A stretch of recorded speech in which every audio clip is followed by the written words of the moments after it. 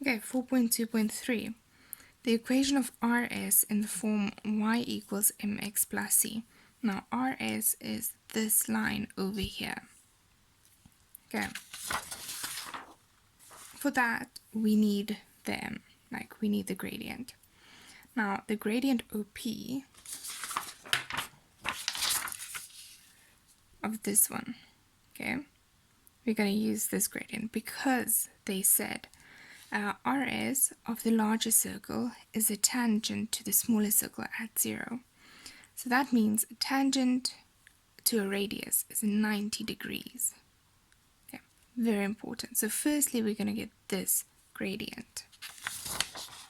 Okay, so the gradient of OP is going to be -6 times -3, 4 -2, and that's going to give us a -3/2. Now, RS is a tangent to the smaller circle, which means if the gradient of OP equals to -3/2, the rule says the gradient of RS times the gradient of OP equals to -1, because the radius is 90 degrees on the tangent. Okay, and please give your reason. So that means if it's times -1, now you can go fill it in, like substitute it and like do a lot of mathematical stuffs, or you can flip it and change the sign. Okay, that sounds like, yeah.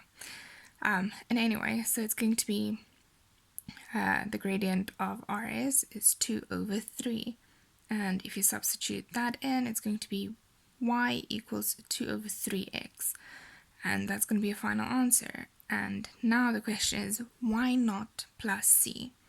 So, like, if you do everything correctly, like, yeah, you should take a point. So we're going to use the point of 0, 0, because that's the center, and that at this stage is the only other point we have on that line. So if you substitute that in, y is 0, x is 0, we're going to get c is 0 as well. So now y equals 2/3x, and we can say plus 0, but that's going to be like useless.